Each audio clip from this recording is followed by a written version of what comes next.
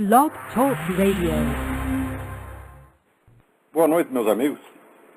Estamos aqui de volta, como sempre, com uma variedade de assuntos que ultrapassa a própria duração do nosso programa. Vou começar aqui com uma carta do Antônio Carlos de Oliveira, que me diz o seguinte: sempre que posso, acompanho com sincero interesse o seu talk show das segundas-feiras. Por isso gostaria que o senhor me respondesse o seguinte: se a mentalidade conservadora baseada no protestantismo foi a ideologia que fermentou as cabeças dos primeiros pais da América e assim formou as bases para a implementação prática que levou os Estados Unidos à condição de país mais próspero e livre do planeta, como, portanto, poderíamos fundar essas mesmas bases no Brasil se este país não possui a requerida e necessária tradição protestante para poder incutir aqui uma mentalidade conservadora? Me parece claro que o catolicismo não é lá muito bom de capitalismo nem de liberdade. As tiranias prosperam com mais facilidade em países de tradição católica. Antônio Carlos, essa informação não é totalmente verdadeira. As três piores tiranias conhecidas no século XX, que foram o nazismo, o comunismo soviético e o comunismo chinês, nenhuma das três foi um país católico. Tá certo? A Alemanha é um país protestante, maioria protestante.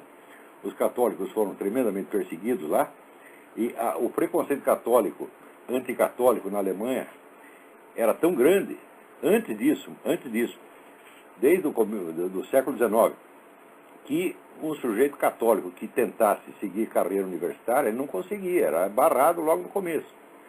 Deve conhecer a história de Martin Heidegger. Martin Heidegger é de uma família católica, mas quando ele entrou na carreira universitária, mais que depressa ele teve que sair para a igreja protestante, senão não subia na vida, né? A Rússia é de tradição ortodoxa, que está rompida com a igreja católica desde o século VIII.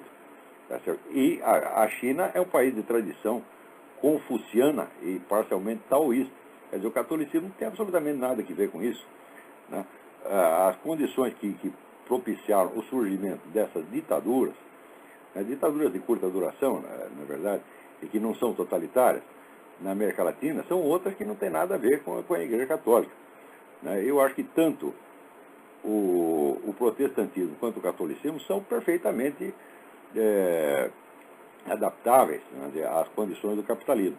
Existe algum problema aí com relação à doutrina social da Igreja que eu discuti num artigo chamado Cristianismo e Capitalismo. Eu vou achar esse artigo, é antigo já, que saiu na antiga revista Bravo, onde eu comento algumas dificuldades que existem, mas são coisas superficiais, facilmente consertáveis. Agora, o que tem que parar mesmo é a briga entre as religiões cristãs. Isso aí só serve para atrapalhar. Quer dizer, se você quer me ver mudar de personalidade, que nem o médico monstro, daí começar a espumar, aparece dois dentes, assim começa a pingar sangue, tá certo? É chegar um negro protestante falando mal da igreja católica, católico falando mal da igreja protestante, ou um cara de uma igreja protestante falando mal do outro, e eu não aguento essas coisas, tá entendendo? Inclusive, por eu ser um partidário intransigente da unidade cristã, eu entendo que existem divergências doutrinais insanáveis.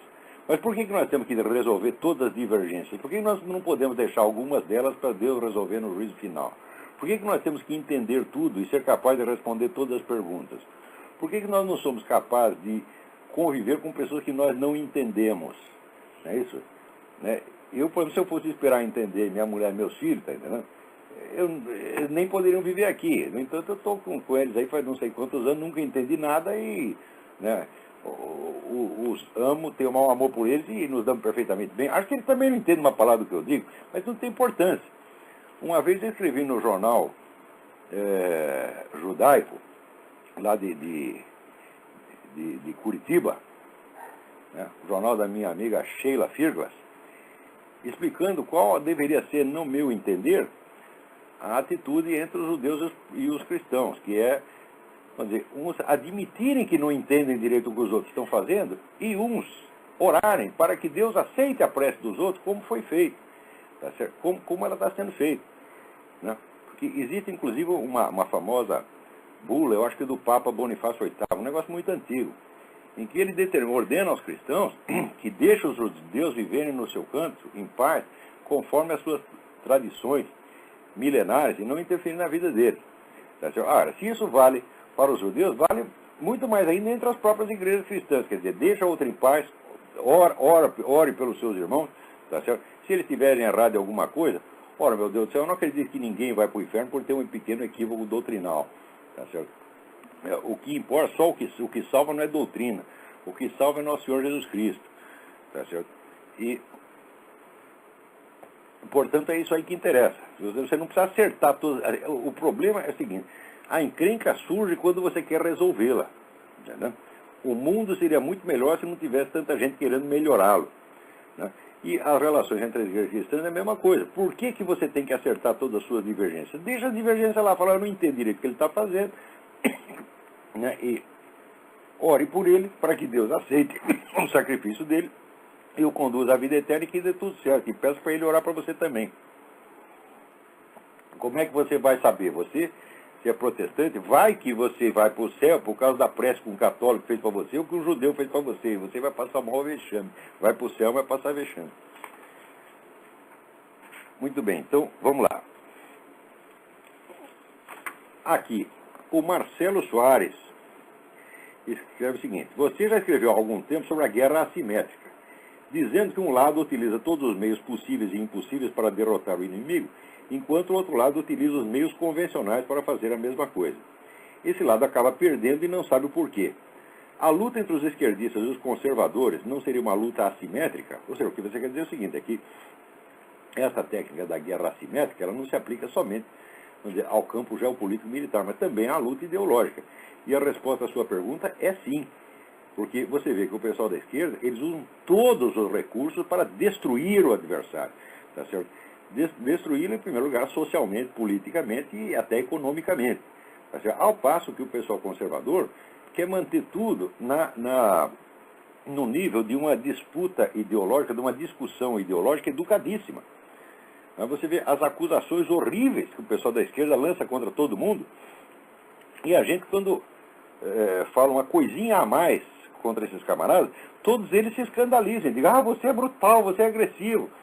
Eu digo, olha, quando eu tive um debate com o João Pedro Stedley, no Rio Grande do Sul, na Bienal do Livro de, eu creio que 1998, uma coisa assim, ele levou lá 200 militantes que começaram a gritar e vaiar para eu não poder falar.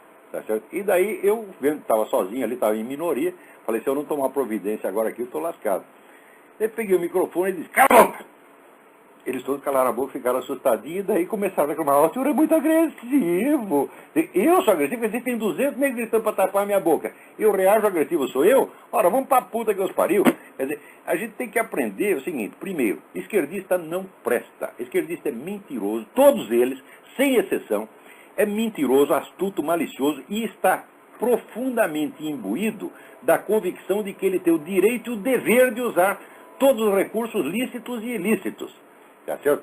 Até, vamos dizer, Bertolt Brecht, que é um cara sem vergonha que eles adoram, ele dizia o seguinte, mentir em favor da verdade. Eu digo, como é possível você mentir em favor da verdade? Porque mentindo, só vai criando mais mentira, mais mentira, mais mentira.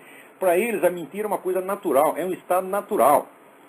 Tão natural que eles acabam, na maior parte dos casos, se persuadindo da mentira. Quando começa, eles sabem que é mentira. Dali 2 meses já esqueceram, passaram a acreditar naquela porcaria. Eles fazem isso o tempo todo. Agora, querem vestir no adversário a camisa de força da polidez, da boa educação, como é que se diz, debate educado, etc, etc. Ora, vão à merda, a gente tem que parar com isso, tá certo? Eu acho que a gente sempre tem que revidar o golpe, não usar golpe baixo, mas usar o golpe forte. Quer dizer, se o sujeito usa a mentira contra você, mentira e astúcia, você não vai usar mentira e astúcia contra ele. Você vai desmascarar a mentira e chamar o cara de criminoso, de canalha, de filho da puta, tá entendendo? Vai desmascarar o sujeito e pisar na reputação do cara, tá entendendo? Que nem eu fiz com esse, sem vergonha, desse Quartinho de Moraes, que saiu se gabando, né, na plateia da PUC, lá para se fazer de heróizinho da guerrilha, chega lá e se gaba de que foi condenado por causa da morte do capitão Chandler. Né? Daí eu divulgo isso, digo, ele foi condenado por isso, portanto é assassino, daí ele, são calúnias! Ora, porra! Quer dizer, a sua mentira na sua boca, tá certo? É glória para você. Quando eu endosso a sua mentira, acredito na sua mentira e a publico, vira calúnia, mas tu não tem vergonha na cara, Quartinho, tu não vale o que come. Tá vendo? É assim que a gente tem que fazer. Agora, como é que eu posso responder educadamente a uma safadeza dessa? Isso porque isso é perversidade. Isso não é nem sequer mentira comum, é perversidade. A gente não pode tratar bem essas pessoas de maneira alguma, senão elas jamais vão perceber a gravidade do que estão fazendo. Tem alguém aí na linha, vamos ver. Alô? Olá, Olavo. Quem está falando? Eu sou Marcelo Rache. Oi, Marcelo, tudo bem? Rio Grande do Sul. Tudo certinho aqui, vamos lá. Eu gostaria Seja rápido, que nós temos pouco tempo. Certo. Che, em Coqueiros, tem uma marcha do MST rumo a Coqueiros, e os caras estão explodindo tratores da fazenda. É guerrilha. Eles estão destruindo os tratores? Sim, saiu no jornal, no Zero Hora, que apareceram 2 bombas que explodiram os tratores, cada um de R$100 mil, e os ruralistas estão tentando barrar o avanço do MST frente à fazenda Coqueiros, e a Brigada Militar está ali no meio, mas está só para evitar uma matança. Eles não estão ali para... Está ilustrando a carta que chegou do seu xará, Marcelo Soares, sobre a guerra assimétrica. Esse pessoal usa todos os recursos, eles acreditam que eles têm todos os direitos. Então como é que a gente vai responder educadamente a uma coisa dessa? Tem que levar esses filhos da puta para a cadeia, eles têm que ser punidos pelo que estão fazendo. Eles não têm direito a mais que os outros. Porque se eu um dia me emputecer e sair lá e falar isso, botar uma bomba no carro do João Pedro Stedler, o que ele vai achar? Vai achar bonito? Não, ele vai chamar a polícia para me prender. É exatamente o que tem que fazer com esses caras. Tá, vamos falar de um fato passado. A invasão da Aracruz Celulose. Entraram num centro de pesquisa, quebraram tudo e pisotearam todos os eucaliptos que eram 20 anos de pesquisa. Ninguém foi preso. Pois é, mas isso aí é exatamente a guerra assimétrica. Então o sujeito faz o seguinte, ele coloca na testa dele um cartaz escrito assim, movimentos sociais. Então se você tem movimentos sociais, você pode fazer tudo. Você pode roubar, destruir, tocar fogo, matar, estuprar, você vai ser sempre lindo. Porque você foi decretado vítima da sociedade, você é pobre que nem o Lula, tá certo? Que tem lá o filho bilionário, continua fazendo de pobrezinho. O João Pedro Stedler também, que é de família de boa situação no Rio Grande, é economista formado pela PUC do Rio Grande, coisa que eu jamais poderia ter pago com a idade dele, fica se fazendo de pobre e se arroga todos os direitos. Então, esta desonestidade, essa coisa assimétrica, está na base mesma da mentalidade revolucionária. Isso tem já 4 séculos de tradição. E essa porcaria vai sendo passada de geração em geração, cada um inventa novos truques, mais sórdidos que o do anterior, sempre se fazendo de defensor do que existe mais belo, elevado e puro no mundo. Tá certo? Então, e nós não. Nós somos sempre... Qualquer coisa, objeção que você tenha contra ele, você já é um desclassificado, você é um inimigo da espécie humana, tá certo? Você não tem direito de abrir a boca. Tá certo? Então, é por isso que o comunismo mata 100 milhões de pessoas e ainda continua sendo decente ser comunista. Para mim não é decente, para mim ser comunista é a mesma coisa que ser nazista. São todos filhos da puta do primeiro ao último, ninguém tem o direito, tá certo, de ser comunista e dizer que é um homem honrado. Comunista honrado é quadrado redondo, todo comunista é um sem vergonha, filho da puta, cúmplice de homicídio em massa, é um sangrento, é uma mentalidade vampiresca, que baba sangue. Tá certo? Esse negócio de dizer que comunista come criancinha, olha, comunista não come criancinha diretamente, mas veja o que fazem na China, desde que existe a China. Eles não querem ter filha mulher, porque filha mulher não pode pegar no pesado. Então o que eles fazem? Tem a filha mulher, eles jogam pro porco comer, e depois come o porco. Tá certo? Isso é alta civilização chinesa, inaugurada lá pelo Mao Tse Tung. Como é que nós podemos tratar essas pessoas como se fossem pessoas normais e honradas? Não são todos bandidos, do primeiro ao último. Agora no Brasil existe essa instituição horrenda chamada PCdoB. PCdoB é o partido maoísta, é o partido que apoiou o regime chinês, é um partido cúmplice de genocídio. A existência do PCdoB é uma vergonha. Essa merda tinha que estar fechada e seus membros tinham que estar na cadeia por crimes contra a humanidade. Tá certo? Olha, crimes contra a humanidade. O seu Luiz Inácio Lula da Silva tinha que estar na cadeia por crimes contra a humanidade. Por quê? Porque ele fica afagando a cabeça das Farc, enquanto as Farc ficam treinando uma do PCC e do Comando Vermelho para matar dezenas de milhares de brasileiros por ano. Tá certo? E o homem tratando as Farc como se fosse uma organização digna e honrada. Isso aí, soma tudo, isso é crime contra a humanidade, meu Deus do céu. Agora, não adianta acusar o Lula de, ele desviou dinheiro, não sei o que. Quando o camarada é cúmplice de genocídio, cúmplice de homicídio em massa, você não precisa dizer que ele é ladrão também, você está entendendo? Porque senão fica aquele negócio de condenar o Al Capone porque sonegou imposto. Isso é uma vergonha, você faz isso quando você não tem prova do crime. Mas a prova da cumplicidade do Lula com a Farc existe. Está assinada por ele foi presidente fundador do Foro de São Paulo e toda hora está passando a mão na cabeça desses filhos da puta. Tá certo? E a gente ainda querem que a gente responda isso educadamente. Só não tem educação. Ter educação com uma coisa dessa é uma blasfêmia. É você colocar a regra de polidez acima da verdade. Eu jamais farei isso. Você está entendendo? Porque eu duvido que no juízo final, nosso Senhor Jesus Cristo vai me imputar a falta de educação. Diz, tu vai para o inferno porque você falar palavrão. Tá certo? Ao contrário, quem diante de uma coisa dessa não fala palavrão, esse aqui será condenado. Tá certo? Por omissão. Porque a gente tem que falar das coisas no tom que a gravidade delas exige. E falar palavrão para isso é até educação demais. Tá certo? Porque eu acho que esse pessoal não merece nem ouvir palavrão, merece tapa na cara, cuspida no olho, tá certo? E ser jogado numa cela de prisão para apodrecer lá o resto da vida. É o lugar de todos esses caras, de todos esses cúmplices de genocídio. Bom, eu gostaria de falar um pouco. Nós não temos mais tempo para esse assunto. Tudo bem, tudo bem. A mensagem do MST já Muito foi dada. obrigado. Obrigado pela participação. Liga a semana que vem novamente. Certo. Obrigado. Vamos lá, agora tem um monte de assuntos aqui. Olha, aqui tem umas perguntas interessantes mandadas pelo Davi Carvalho. Ele mandou 3 perguntas. O senhor pode comentar sobre o relatório Kinsey no programa? Alguma denúncia do relatório foi publicada em português? Meu filho, nada se publica em português, tá certo? Em português só se publica merda. O movimento editorial brasileiro, tá certo? É puro tráfico de drogas, você tá entendendo? Agora, quando você precisa de informação mesmo, tu tem que saber pelo menos 3 línguas. Tem que saber espanhol, inglês e francês, senão você não vai saber de nada do que se passa no mundo. Tá certo? Agora, sobre o relatório Kinsey, vocês têm que ler este livro aqui, Kinsey, Crimes and Consequences, escrito pela doutora Judith, com TH, J-U-D-I-T-H, A. Reisman, R-E-I-S-M-A-N. Tá certo? Esse livro aqui contém toda a história do Kinsey. O Kinsey, para começo de conversa, ele fazia pesquisas nos presídios e hospitais psiquiátricos sobre a conduta sexual dos prisioneiros e doentes mentais e depois publicava aquilo como se fosse a conduta da população normal americana.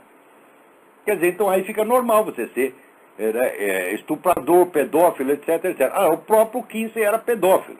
Tá certo? O Kinsey fazia isso. Ele e a mulher dele, 2 vagabundos sem vergonha, faziam experiência com um garoto menor de idade no sótão da casa deles. Mais ainda, eles acharam um sujeito que era um pedófilo, ex-nazista, ex-oficial nazista, tá certo? Que era, vamos dizer, pedófilo praticante. Então eles contrataram o sujeito e pagaram dinheiro para ele, depois das suas experiências com os garotos, ele fazer relatórios de como é que ele sentiu, como é que o garoto sentiu. Quer dizer, isso aí é cumplicidade com o crime, porque você tem que, quando você sabe que o sujeito está lá estuprando um menino, você não tem que pedir relatório para ele, você tem que denunciar o nego para a polícia. Então, o lugar desse Kinsey era na cadeia. E, infelizmente, enquanto ele viveu, não foi possível mandá-lo para a cadeia, porque essas coisas todas foram reveladas um pouco tarde. Tá certo? Algumas já se sabiam em vida dele, mas o pessoal se acovardou e não quis botar a boca no mundo. Então, quem fez isso foi a doutora Judith, que é uma pessoa benemérita, pela qual eu tenho o maior respeito. Peraí, tem alguém na linha, mas eu ainda estou respondendo aqui as perguntas do Davi Carvalho. Tem mais 2 perguntas. Né? 2. O senhor pode comentar sobre a crítica ao melhor dos mundos, de Leibniz, que há no Cândido de Voltaire? Voltaire não entendeu uma palavra de Leibniz. Uma palavra de Leibniz. Tá certo? O que ele disse foi que na esfera, vamos dizer, metafísica, considerando os vários universos possíveis, tá certo? Deus não faria o pior, tá certo? Mas quando Leibniz falava o possível, ele levava em conta uma distinção que ele falava entre os possíveis e os compossíveis. possível é aquilo que é possível abstratamente em si, mas compossível é aquilo que é possível ao mesmo tempo. Agora você imagina os milhares, bilhões de condições simultâneas que têm que estar em vigor para que esse universo exista. Então, nessa combinação, Leibniz diz, não seria possível, tá certo? Deus ter inventado uma combinação melhor do que esta. Daí, Leibniz, Voltaire, que não entendia nada de filosofia, tá certo? Que era um semi-analfabeto de filosofia, a única coisa que ele estudou foi a filosofia de Newton. Tá certo? O resto, quase tudo que ele escreveu sobre filosofia, é tudo besteira. Voltaire era um amador, tá certo? Era um bom jornalista, afinal de contas, escrevia gostosinho. Era uma espécie de Luiz Fernando Veríssimo com um pouco de gênio, tá certo? Então, Voltaire entendeu a noção comparativa em sentido absoluto e quis dizer que, segundo Leibniz, tudo nesse mundo é divino maravilhoso, tá certo? Tanto não é divino maravilhoso que existia o próprio Voltaire, tá certo? O que Leibniz quis dizer não é que tudo aqui é lindo, maravilhoso. Não, é que tudo aqui é melhor do que poderia ser num outro universo, né, possível.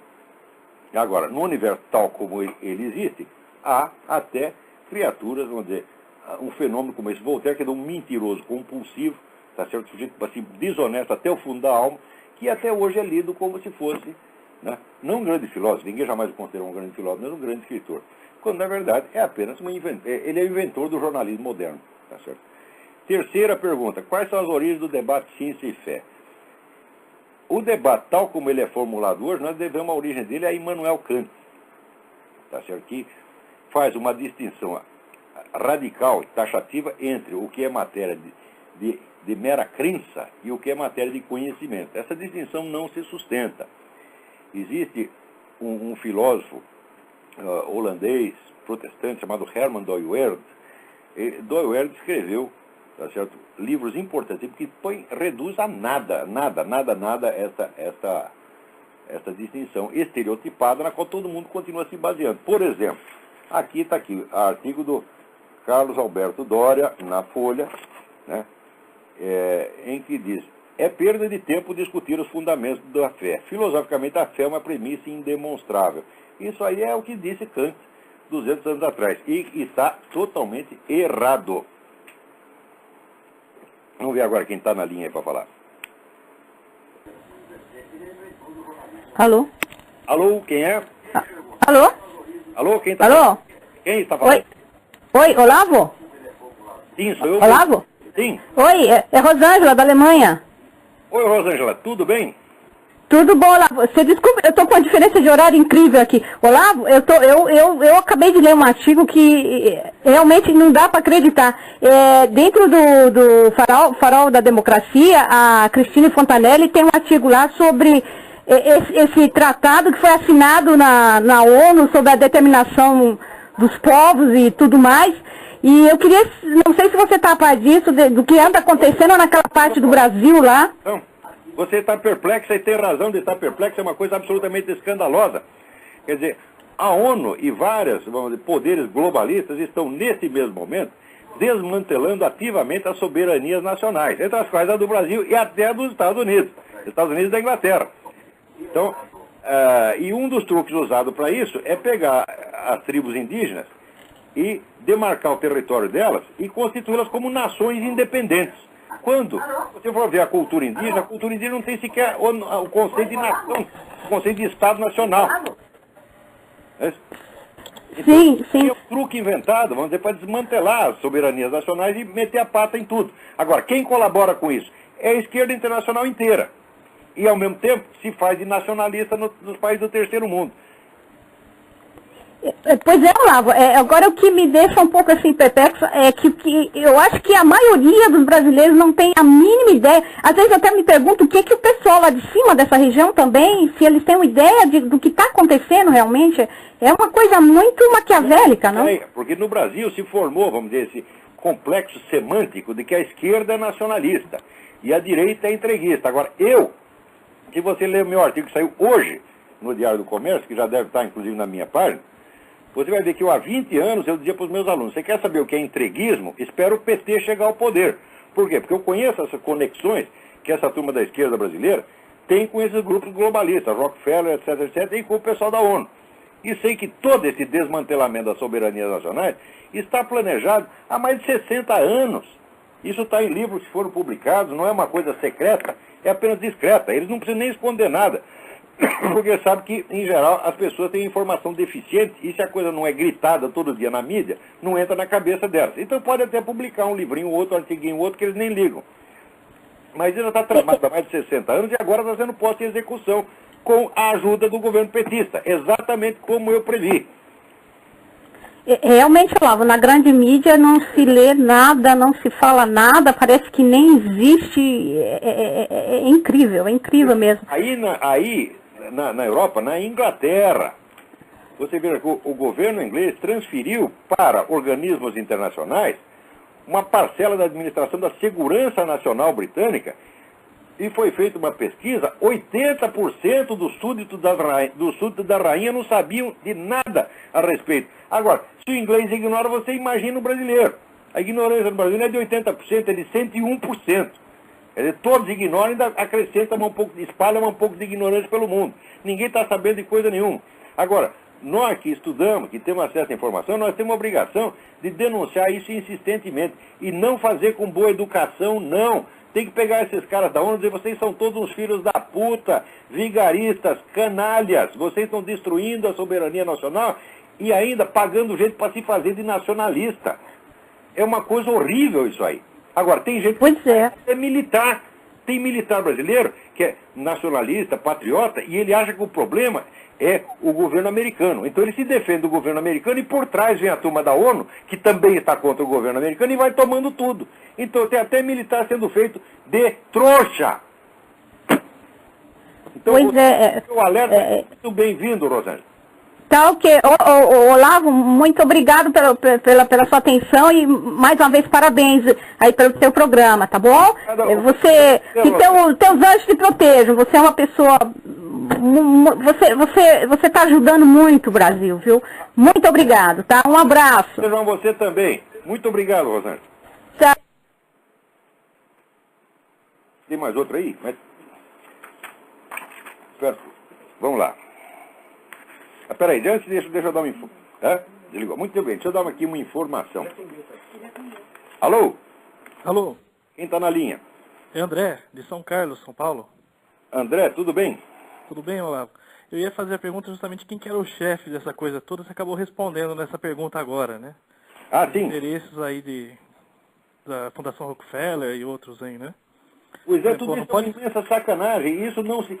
Vamos ver... no Brasil existe televisão, rádio, jornal, tudo só para esconder. Né? Antigamente tinha um jornalista famoso no Brasil chamado Gondim da Fonseca, que ele dizia o seguinte, o jornal ganha pela notícia que não publica. Mas isso antigamente era uma exceção, era um exagero, a figura de retórica que ele usou. Mas hoje, isso é 100% verdade.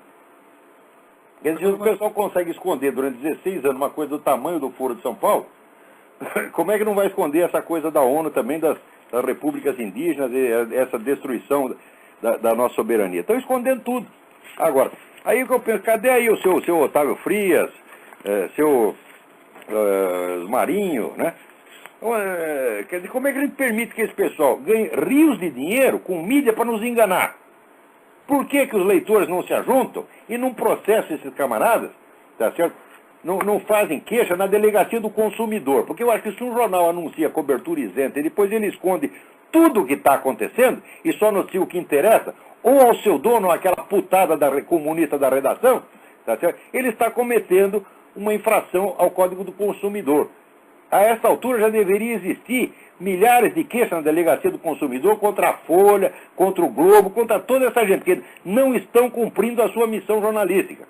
Eu me lembro que a Folha uma vez noticiou atrocidades cometidas contra cristãos na China, porque eu insisti, eu pessoalmente escrevia toda semana, 2 ou 3 vezes para o Otávio Frias, enchendo o saco dele. Como é? Vai noticiar, não vai noticiar, não vai noticiar. Daí ele, para se livrar de mim, publicou, uma vezinha.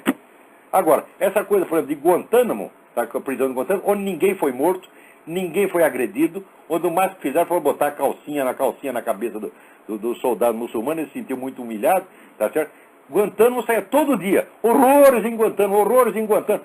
Como horrores? Quer dizer, eu cheguei a mandar para o Otávio Frias fotos da mulher que tentou escapar da China pela fronteira e cortar os 2 pés da velha, tá certo? Isso não escandaliza eles. Agora, porque botou a calcinha na cabeça do muçulmano, está todo mundo se fazendo de coitado. Então, é para isso que existe essa merda chamada mídia no Brasil. Não é mídia, é mídia. Né? Como é que permite uma coisa dessa? Vocês são leitores, vocês pagam por essas coisas, anunciantes, como é que toleram uma coisa dessa? Todo mundo já para a delegacia do consumidor, porra. Agora, Olavo, o que eu queria perguntar é o seguinte. Diga. Tudo isso, embora eu não me considere católico hoje, lembra muito o próprio Apocalipse, né? Que é o governo central, o governo mundial, a globalização, tudo virando uma coisa que só compra quem tem a marca da besta e tudo mais. Você acha que de repente tem alguma coisa a ver com isso? Você sendo católico? Não tem a menor dúvida. Nessa altura nós já estamos tudo numerado e carimbado. Ah, é? Né? Só falta botar o chip. Você vê, o controle que o Estado moderno tem, e hoje já tem em escala mundial sobre a vida do cidadão, é uma coisa monstruosa que nunca poderia ter sido aceita. Você sabe que uma das causas da Revolução Francesa foi que o rei queria instaurar imposto de renda. Todo mundo ficou chocado com a ideia de que o governo controlasse a sua vida econômica. E hoje a gente aceita isso como se fosse a coisa mais normal do mundo.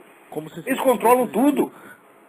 Agora querem controlar teu vocabulário, as palavras que você pode falar, as palavras que você não pode falar. Querem controlar o que você gosta e o que você não gosta. Agora você vai ser obrigado a gostar do homossexualismo. Se tu não gosta, eu trato de esconder. Né? Então, nós estamos aceitando tudo isso. Agora, se pode fumar, se não pode fumar, o que pode comer, o que não pode comer. Outro dia, num artigo meu, eu dei a lista do monte de produto que na Inglaterra foi proibido de anunciar. Você não pode, tem os doces que você não pode anunciar porque vai engordar as criancinhas. Mas o que é isso, porra? Quer dizer, você não tem o direito mais de escolher comida que você dá para o seu filho?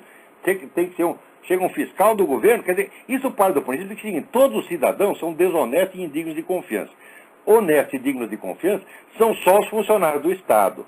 Ora, me diga o seguinte, onde que tem mais roubalheira? Não é exatamente no governo? Empresa privada, se fosse ter tanta roubalheira quanto o governo, ia à falência agora. Governo, quanto mais rouba, mais prospera. Então são justamente esses ladrões, vagabundos, filhos da puta, que vêm fiscalizar a nossa vida. Complicado. Bom, obrigado, Olavo. Obrigado eu. Até mais. Agora, aqui tem umas notícias muitíssimo interessantes. Primeiro, vamos começar assim. Saiu um artigo hoje do meu amigo Roberto Fendt, no Diário do Comércio, em que ele diz que a pesquisa do Banco Mundial busca medir o aumento de negócio em 178 países. Quanto mais bem colocado o país, menos hostil é o ambiente aos novos empreendimentos.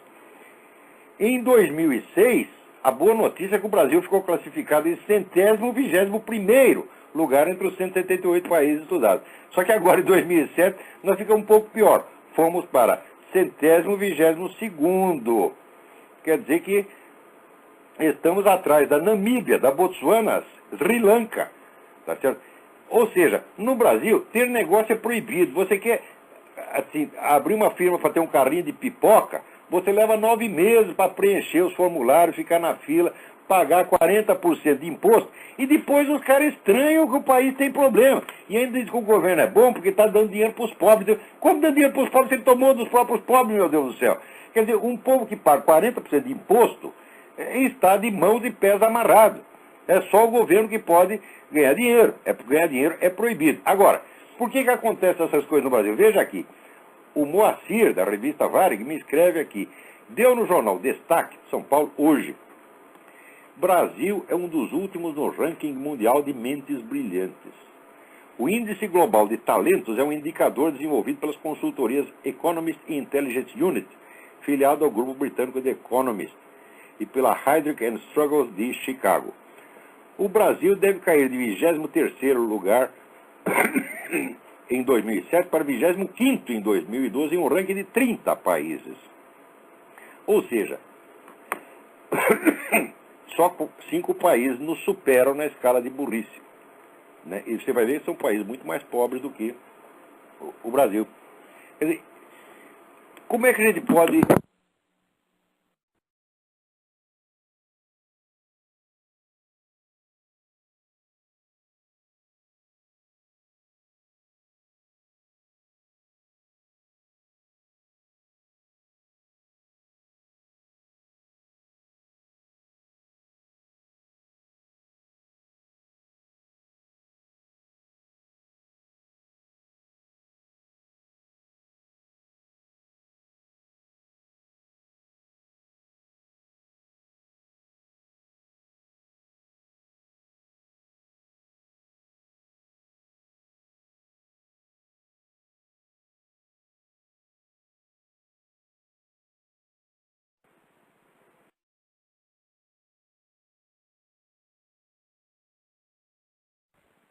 Então, estamos voltando ao ar, aí houve um problema.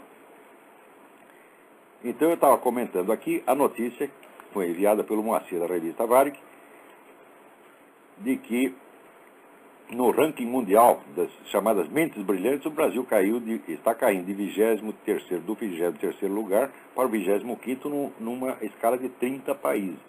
Quer dizer, nós estamos vencendo no campeonato de burrice. Tá certo? Então, como é que se faz para estrangular a mente de um país? Como é que se faz para estupidificar um povo? É muito simples. Você impede o acesso às notícias fundamentais sobre aquilo que está acontecendo. Quer dizer, quando os fatores reais, fundamentais, que determinam a sua vida não podem ser discutidos, então você só começa a discutir sobre coisas, vamos dizer, sobre assuntos padronizados, sobre estereótipos, e você vai se afastando cada vez mais da realidade. Isto é a receita certa do emburrecimento. Quer dizer, você só fala do que não está acontecendo. Tá certo? Então, quando você lê os jornais brasileiros, ouve notícias na TV, ouve até os debates acadêmicos, você vê que nada, por exemplo, não se fala de Foro de São Paulo, tá certo? Não se fala do parque, não se fala vamos dizer, da cumplicidade entre o governo e as organizações criminosas que estão matando brasileiros. Você não pode falar da realidade, então só pode falar do quê? Há debates educadíssimos no Congresso, ou assuntos de economia e administração, em suma, é só coisa superficial. Põe 20 anos desse sistema, você vai ver como a inteligência nacional cai. Quem está na linha aí? Alô? Alô? Olavo. Sim. Olavo. É o Flávio. Tudo bem, Flávio? Tudo bem. Eu entrei pelo Skype, eu não estou conseguindo te acompanhar em tempo real. Eu não sei se a pergunta que eu tenho para fazer talvez esteja um pouco fora do contexto. Vamos lá. A respeito dos métodos contraceptivos. Diga. Olavo? Estou ouvindo perfeitamente, faça a sua pergunta. É a respeito sobre os métodos contraceptivos. Existe para algum católico algum método contraceptivo ou algum método para casal, né, casado, ou tem que ser, existe algum... Que eu saiba não existe, tá certo? Mas esse negócio ainda está em muita discussão. Agora, preste atenção, não está entre as minhas atribuições dizer às pessoas o que elas devem ou não devem fazer, você está entendendo? Porque na minha audiência tem pessoas que são católicas, pessoas que são protestantes, que é judeu, que é ateu, tem todo mundo, tá certo? E eu não sou um diretor de consciência, eu não sou um sacerdote, tá entendendo? Então a pessoa deve conversar com o seu diretor de consciência, com o sacerdote, e buscar orientação, tá certo? Eu, sinceramente, se me perguntar qual é a sua opinião sobre métodos contraceptivos, eu não tenho nenhuma porque eu não estudei o assunto, nem do ponto de vista médico, nem do ponto de vista moral, o suficiente para ter alguma opinião. E eu, se tem alguma coisa de que me orgulho, é de não ter opinião nenhuma sobre aquilo que eu não conheço. Então, eu não sou autoridade para falar desse negócio. Tá ótimo, tá básico e muito obrigado. Obrigado a você. Falou, tudo de bom. Falou. Você também. Tem mais alguém aí? Então vamos lá. Alô, Olavo. Sim, diga. É Marcelo de São Paulo, como vai? Oi, tudo bem? Tudo bem, Olavo. Olha, queria que você fizesse um comentário aí sobre uma coisa, falando em atrocidades que você mencionou já no começo do Blog Talk Radio de hoje. A Veja publicou uma matéria sobre o Che Guevara. Na verdade, eu fiquei um pouco assim, pasmado, porque não era aquele tipo de coisa que a gente está acostumado a ouvir. Ele é pintado como um herói. Eu não sei se você viu a reportagem, se todos aqueles fatos são verídicos. Não li a matéria, acabei de recebê-la. Ele é apresentado como um verdadeiro facínora, né? Tem detalhes aí super interessantes. Isso é verdade, porque as informações que eu tenho, muitas tiradas do livro do Humberto Fontova, que é um jornalista cubano que mora aqui, que entende disso pra caramba e conheceu toda essa gente, e também por informação do Carlos Alberto Montaner, que era amigo de infância do Fidel Castro, e também por um funcionário cubano exilado que eu conheci no Rio Grande do Sul, Eu lembro até que levei o sujeito para almoçar numa churrascaria gaúcha, e quando terminou ele disse, olha, hoje aqui eu comi mais carne do que durante toda a década de 80 em Cuba. Tá certo? Então, todo esse pessoal, a informação que eles têm é que o sujeito era sanguinário mesmo, era um carniceiro. Tá certo? E não é que ele era bonzinho e depois ficou mal. A não ser que você acredite nessa merda, esse diário da motocicleta. Tá, né? Então, a gente inventou lá um Che Guevara bonzinho, né? E depois, quando a gente vê a obra realizada pelo sujeito que mandou, vamos dizer, assassinar milhares de pessoas e gostava de executar os assassinatos pessoalmente, não é que ele mandava matar, ele ia lá e matava pessoalmente, né? E que, ao mesmo tempo, era um sujeito covarde, um sujeito inepto. Você vê, uma vez, houve lá um pseudo-ataque a Cuba, que vocês botaram um barquinho com um gravador, simulando tiro, né? E o Che Guevara, que estava ali no comando da tropa, mandou todo mundo atacar o barquinho, né? E lutando contra o barquinho, o Che Guevara conseguiu se machucar. Ele acertou um tiro na própria mão. Quer dizer, isso era uma besta quadrada, tá certo? Depois, né, onde quer que se meteu, levou um cacete. Ele, como ministro da Economia, foi um desastre, tá certo? Como guerrilheiro, foi sempre um perdedor. Perdeu para o exército da Bolívia, meu filho. Você pensa que o exército da Bolívia é o quê? Que é o exército dos Estados Unidos, que é o exército da União Soviética? Não, era o exército da Bolívia. Era o mais pobre que tinha na América Latina, tá certo? E deu um cacete nesse desgraçado. Quer dizer, esse homem não valia nada. Era assassino, sanguinário, covarde, incompetente, tá certo? E é por isso mesmo que a juventude gosta dele, porque essa juventude toda é assim. Isso é um bando de covarde. Ajuda 2.000 desses vagabundos, eu sei porque eu já tenho prática disso. Se ajunta uma assembleia desses estudantes que estão tudo valentes, manda o nego calar a boca, eles calam a boca, eles abaixam a cabeça, é tudo um bando de covarde. Essa pessoa não presta. O esquerdismo é o cultivo do que existe de pior no coração humano, de pior na alma humana.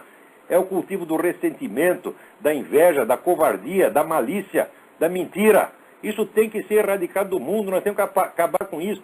A mentalidade revolucionária é o grande mal do mundo, ela tem que ser erradicada. O mundo pode existir sem ela, porque existiu, durante a história humana inteira existiu sem ela. Isso começa por volta do século XVI, XVII e vai crescendo. Tá certo? O que é a mentalidade revolucionária? É muito simples. É o sujeito que acha que ele é capaz de trazer um futuro melhor para a humanidade, então, em nome desse futuro, ele já acha que ele é portador das virtudes do futuro e, como tal, ele está autorizado a fazer o que ele quiser. Qualquer pessoa que pensa assim é criminoso, por definição. Por quê? Eu, por exemplo, eu não acho que eu tenho mais direito que os outros. Mas o direito para mim tem que ser igual de qualquer um. Eu posso ter ideia mais maravilhosa. Tá? A minha ideia, se eu achar que a minha ideia é maravilhosa, isso não me autoriza a fazer o mal em nome dela e chamar o mal de bem como esse pessoal faz. Quer dizer, qualquer nego que chega falando do mundo melhor e já estragando o mundo a partir de já, em nome do mundo melhor, é um criminoso, um filho da puta, um canalha, e não podemos dar ouvido a essa gente. Tem que mandar calar a boca, na mais educada das hipóteses, mandar calar a boca, burro, tá certo? Não quero mais saber das suas ideias, pega o seu mundo melhor, enfia naquele lugar, tá certo? Esse mundo aqui é o mundo que foi feito por Deus, nós não conseguimos jamais administrar o mundo como um todo, nós só conseguimos tratar de problemas pequenos. Então você pega o seu maravilhoso projeto mundial, enfia naquele lugar, e a gente vai tratar aqui de resolver os problemas na escala modesta que nós somos capazes de lidar. Tá certo? Então, o Che Guevara é uma espécie de símbolo, resumo de tudo que não presta na mentalidade revolucionária. Olavo, a que é que você atribui essa mudança de rumo que a gente tem assistido com relação, por exemplo, a eu diria um ou outro veículo de comunicação no Brasil, como é o caso da Veja. A Veja tem sofrido muito ataque desse governo de bandido, de Petralha, exatamente porque tem feito uma crítica relativamente, aparentemente honesta, quer dizer, tem de tudo lá dentro.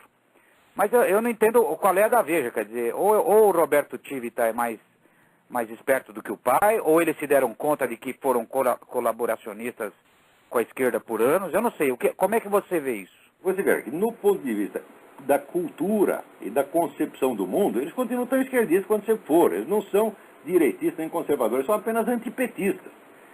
Uhum. Agora, no Brasil de hoje só não é antipetista quem é petista e está ganhando dinheiro com isso, o resto não aguenta mais, não há saco humano que aguente o PT. Tá certo? Tem gente que defende, né, Olavo? Tem gente que insiste em defender o PT.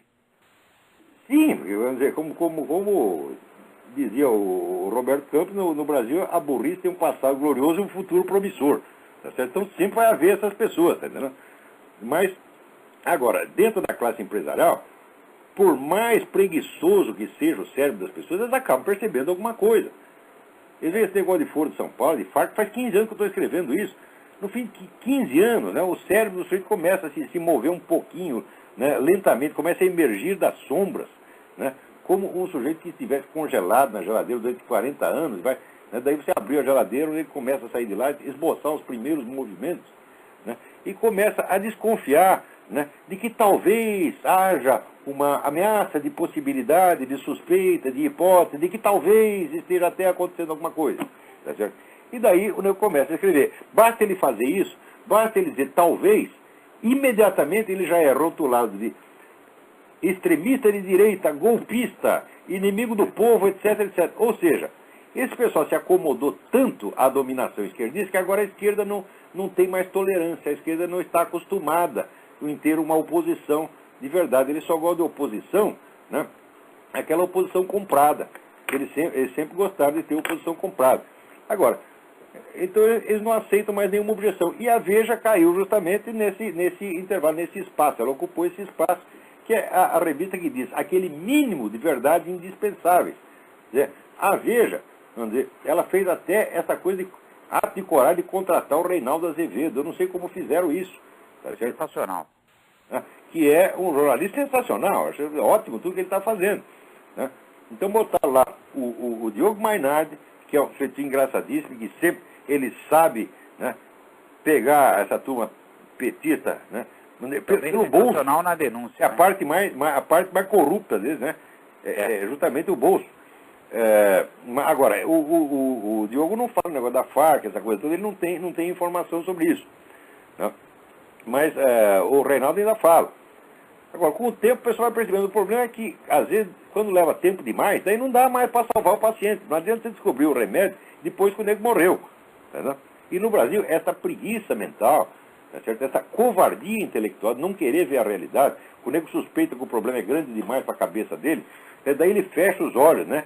Não quero saber, não quero ver. Né? Daí mais tarde, quando ele muda de ideia e quer ver, fala, bom, aí ele vai ver, mas aí é tarde para consertar. Agora, de qualquer maneira, eu acho que o trabalho que a Veja está fazendo ainda é bom, embora na parte cultural, na parte das ideias, ela ainda seja escrava da ideologia esquerdista que, através da Revolução Cultural Gramsciana, modificou a cabeça desse país e modificou para pior. Ok, Olavo. Muito obrigado grato pela sua participação. Parabéns pelo seu programa e até a próxima. Obrigadão. Peraí, tem uma coisa aqui que eu precisava. Aqui, ó. Carlos Otaviano de Medeiros Mangueira pergunta: como tenho alguns colegas que adoram citar Maquiavel e não consigo concordar com nada do que ele escreveu, eu gostaria de saber a fonte da afirmação abaixo, citada em recente editorial do Diário do Comércio. Aspas, não digo jamais aquilo que creio, nem creio naquilo que digo. E se descubro algum pedacinho da verdade, trato logo de escondê-lo sob tantas mentiras que se torna impossível encontrar essa declaração de Maquiavel. Isto foi uma carta que ele escreveu ao seu amigo Guicciardini. Essa carta é reproduzida na edição Martelli das obras completas de Maquiavel. E é também citada num trabalho que talvez você encontre na internet, do Dante Germino. Dante Germino é um grande estudioso de Maquiavel, e eu acho que é professor de uma universidade aqui nos Estados Unidos, e ele tem um trabalho que se chama Was Machiavelli a Spiritual Realist? Era Maquiavel um realista espiritual? Então, você com o nome Dante Germino e pelo título Was Machiavelli a Spiritual Realist, você pode encontrar isso na internet e está lá citado com a página certinha da edição Martelli das obras completas de Maquiavel. A frase é de Maquiavel, sim, é uma coisa genuína, não é uma coisa desconhecida, e está lá na carta ao Guicciardini. Esta frase é muito importante, porque aqui o Maquiavel está falando em particular para um amigo a respeito da sua obra pública. Tá certo? Né? Portanto, não tem aquele negócio do paradoxo do mentiroso. Se o nego diz que é mentiroso, ele está dizendo a verdade. Né? Ele está dizendo a verdade, não é mentiroso. Não é isso não. Aqui tem dois planos como é que se diz, de linguagem. Um é o da linguagem pública que está nos livros, outro da linguagem privada que ele se dirige a um amigo. Então, aqui ele está dizendo a verdade, sim. Eu tenho um estudo sobre Maquiavel, que eu espero que em breve seja publicado. É um estudo grande, tá certo? Onde eu vou mostrando que a estratégia dessas mentiras cruzadas e mescladas é exatamente o que Maquiavel faz nos textos dele. Tanto que todo esse pessoal que é admirador de Maquiavel acha que entende, eles não entendem nada. Quando a gente está achando lindo aquilo, está sendo feito de trouxa. Tá certo? E espero que o meu trabalho demonstre isso aí com detalhes. Quem está na linha? Olavo. Sim. Luiz Guilherme, do Rio de Janeiro. Luiz Guilherme, tudo bem? Vai rapidinho que nós temos 5 minutos. Sim, Olavo. Eu estou aqui com a reportagem da Veja, que foi comentário, e realmente o senhor tem razão, porque tem uma parte da reportagem que diz o seguinte: 40 anos depois, apesar da ruína total do socialismo, ou seja, isso é uma mentira. 40 anos depois, apesar da ruína total do socialismo, sua figura, referindo-se a Che Guevara, permanece intocável no panteão dos mitos. Ou seja, ela faz uma reportagem, aliás, muito bem feita sobre Che Guevara, mas parte de uma premissa equivocada, que é a ruína total do socialismo. Perfeitamente, perfeitamente. O socialismo teve ruína econômica, quer dizer, o socialismo como regime econômico é inviável, mas política e culturalmente ele só tem sucesso, porque esse pessoal não sabe assim, ganhar dinheiro para sustentar o povo, tá certo? Mas criar um movimento político para enganar o mundo inteiro e explorar os outros, isso ninguém sabe como eles. Então, eles são um fracasso econômico, tá certo? Mas são um sucesso estratégico. Quanto mais eles fracassam na esfera econômica, mais autoridade adquirem, mais gente eles conseguem enganar. Então, o regime socialista foi para as cucuias, mas o socialismo como movimento político é hoje mais poderoso do que nunca. Exatamente.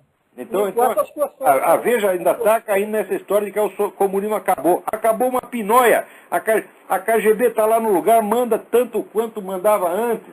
Né? Leiam o livro daquele espião agente da KGB, Alexander Litvinenko. Isso chama Blowing Up Russia, explodindo a Rússia. Está tudo lá, quem manda na Rússia é a KGB. Agora, antes de terminar, aqui que eu tenho que falar de qualquer maneira. Teve um debate na Gazeta do Povo do Paraná, tá certo? Só comunista foi chamado para opinar, e todos acham que os livros do tal do Mário Schmidt não tem nada demais. Aliás, o governo também lançou desculpa, não, de que o livro não faz apologia do comunismo. Nós querem nos fazer de trouxa. A Revolução Cultural não se faz através da apologia aberta do comunismo, se faz ensinando, mudando a estrutura de pensamento das pessoas, e não simplesmente o conteúdo do pensamento. Muda a estrutura de modo que elas pensem como comunistas sem saber que são comunistas. E é exatamente assim a receita do Antônio Gramsci, eles fazem exatamente isso. Daí você diz que eles estão fazendo propaganda comunista, eles dizem, não, nós não falamos bem do comunismo. Não, você não falou bem do comunismo, você só ensinou as pessoas a raciocinar exatamente como o comunista quer que pense. Quer ver? Aqui no livro de educação física, né, usado no ensino público, está aqui. O esporte como forma de afirmação do sistema capitalista. O que é isso? É o sistema capitalista que obriga os esportistas a treinar até morrer. É ele que pune, né, o jogador de futebol quando perde a partida, manda os caras para a cadeia, ou é o governo cubano que faz isso? Então o sujeito põe aqui, livro de educação física, Karl Marx e Friedrich Engels entendiam que o capitalismo procurava, dentro da sua lógica, transformar tudo em mercadoria. Até parece que é o capitalismo que vive do trabalho escravo, como viveu a Rússia o tempo todo, como vive Cuba até hoje e como ainda vive a China. E com isso, nosso tempo... Alô? Questão dos cubanos, eu estou achando um pouquinho estranho, porque o governo brasileiro teve 2 pesos e 2 medidas, ou seja, para 2 houve um tratamento. Isso é característico. O Lula não está sendo chamado de anestésico, é uma no cravo na ferradura, ele quer agradar todo mundo ao mesmo tempo. Nós não temos realmente mais tempo. Agora, então, muito obrigado a todos e até a semana que vem.